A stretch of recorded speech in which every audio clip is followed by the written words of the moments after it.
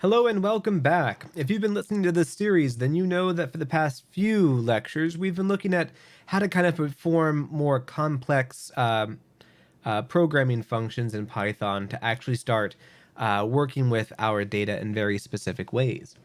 In this lecture, we're going to start looking at how to work with data that is contained outside of Python. And one of the ways that you're going to have to do this is with text files. Very often, you will have data that is in the form of a text file that you need to read in some capacity.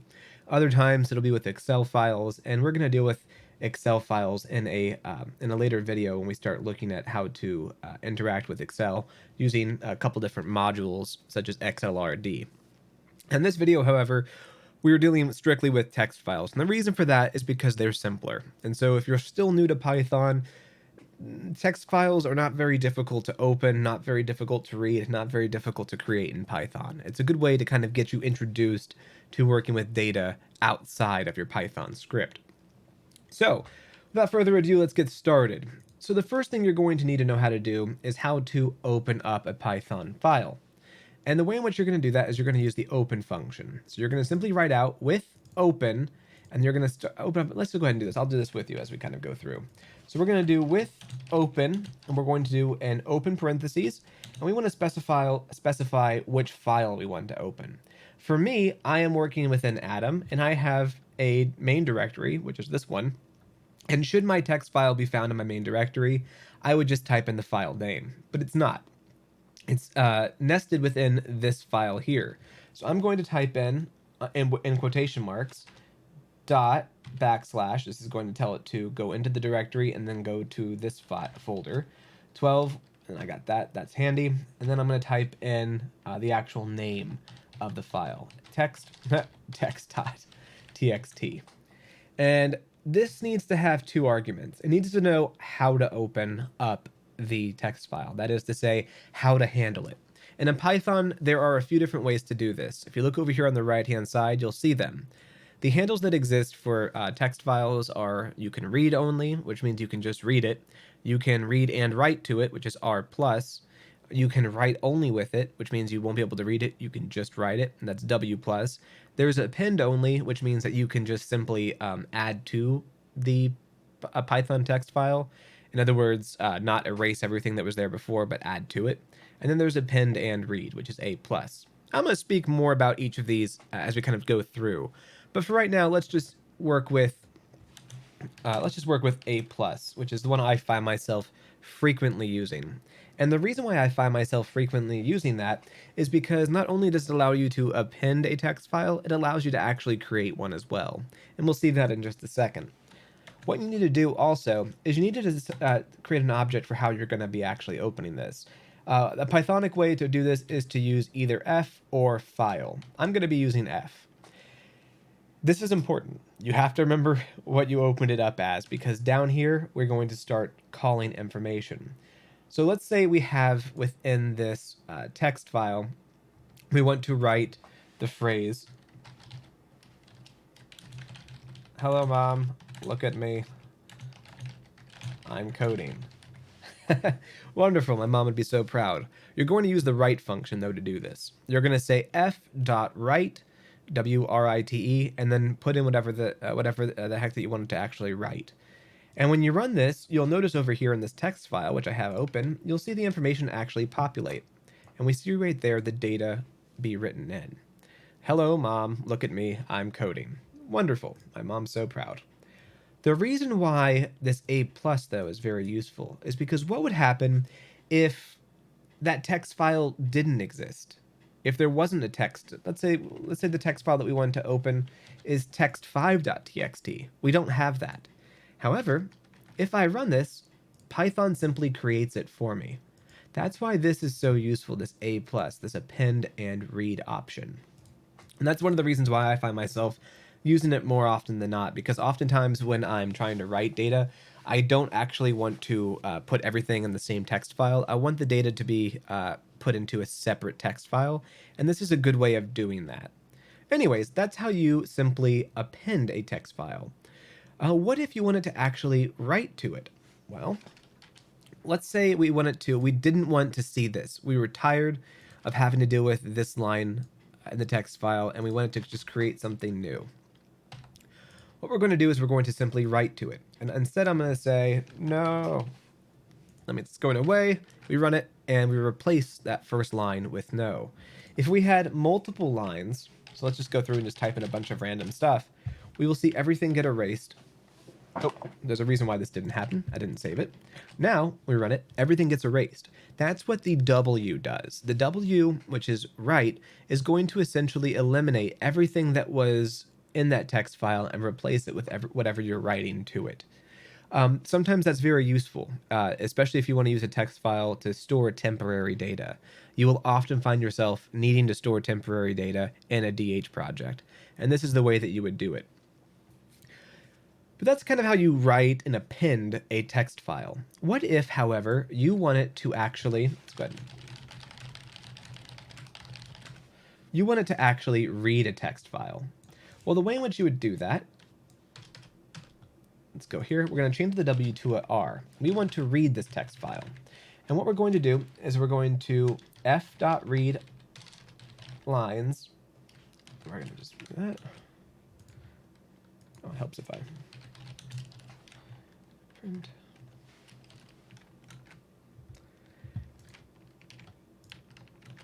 And what we see here happening is we have printed this off, and we've essentially just read the lines. Now take a moment, ask yourself, what kind of data is this when we read all the lines of a text file? What kind of data is it? Pay particular to how the data was structured. It was structured with an open and a closed brackets. What does that tell you? It should tell you that this is a list. And in fact it is. Python stores this data as a list. And if you notice here, it has this /n with each instance. And the reason why it has that is because Python is reading the line break. In text files, /n is a line break. So this is delineating each individual line break. Now, because each of these are strings, we can go through and manually delete the /n so that when we have our list, it's a lot cleaner. But for right now, we're just going to leave it. What I want to do is I want to show you why it's useful to actually render everything as a list. So we're going to say for line in f.readLines, which is now a list we know, we want to print off a line. So what this is going to do is it's going to go through and it's going to read each individual line, and it's going to print them off for us.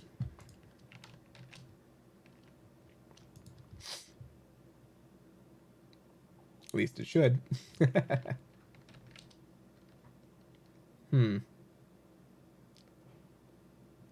For line and f.readLines.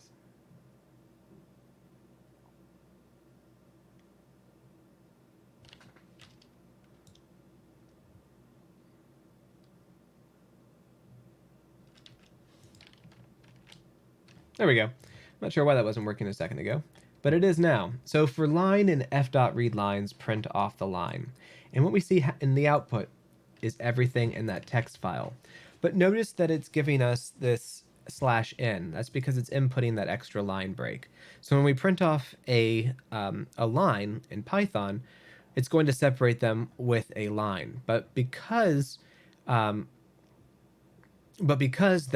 line contains a line break, it's going to print that off as well.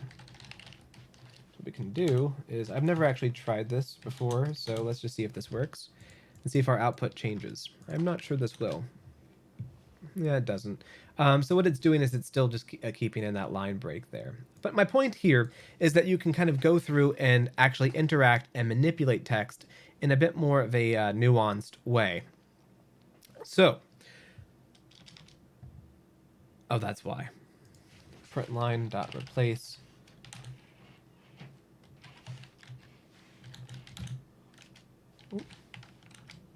Okay, so this is a good lesson. It just dawned on me why that wasn't working. The reason why that wasn't working is because strings are immutable. Once they're created as an object, they can't be altered. And the reason why that was happening was because when I was doing the alteration to line, when I was doing line dot replace, this is a good learning lesson, /n, and I was doing that, it was actually just replacing it and then printing off the line anyway. If I wanted to store that new line in data and memory as a different object in order to call it, I'd have to do it like this. And this would allow me to actually call off the new line.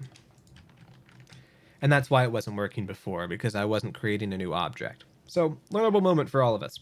Wonderful. So, let's keep on going. So this is the way I can actually print off that data and manipulate it and interact with it line by line. This is going to be very useful. More often than not, you'll find yourself working with data that is delineated by either commas within a line or broken up by line breaks. And this is a great way to kind of go through and extrapolate large amounts of data very, very quickly. You can do this with a text file of 10,000 lines in a split second with Python. It's very quick and very efficient. And this means that you can load all your data into Python and start really working with it in more nuanced ways. So that's how you would go through and you would read an actual line. What if, however, you wanted to actually write that new line to a different text file for whatever reason? Well, you would just layer it. So we were going to do with open, and what we're going to do is we're going to copy all of this. And I'm going to create a new text file. It's going to be text2. So we're going to use an A+. We're going to make this, let's just make this P. We're going to do P write, and we want to write the new line. So what you're going to see is you're going to see a new text file be created, and we're going to append all of these lines. So it should be, it's giving me an error. Oh, that's why. Didn't see that had an open and close there. So now what we've done is we can see over here we've created a new text file, and we've got it all just like that. Except you should notice that something looks horribly, horribly wrong here. And that what looks horribly wrong is that everything is stored on the same line. Take a moment and ask yourself why that might be. If you said that it's because we've created this new object, new line, which doesn't have any line breaks, then you'd be right. So if we want to do this the correct way, let's do this. And you're going to see this populated down below now. And now you see everything actually rendered the way that we want it to be rendered, with the proper delineated line breaks. If you run it again, you'll see that all of it lines up the same way, and we can just keep on doing this. You are going to find yourself needing to store temporary data in Python, and you oftentimes don't want to store that temporary data in memory because it will become very cumbersome and slow down your program. A great way to store temporary data is to create these temporary text files that you can store the data in, keep running your program, and then call that data when you need to call it again later. This will be very useful, and we're going to see real examples of this as we go through in these lectures. But this is kind of the last lecture in working with Python, simple Python aspects. Beginning in lecture 13, the next lecture, we're going to start doing much more complex things when we start bringing in and incorporating different modules. I'm going to introduce you to modules in lecture 13, and then we're going to jump right in and start working with the modules and the libraries that are very, very useful and applicable for DH. And that's where we're going to really start seeing some of these methods, these codes, these functions that we've been working with for the past 12 or so lectures really come to life, and you're going to really see the utility of them in specific DH projects. Thanks for listening.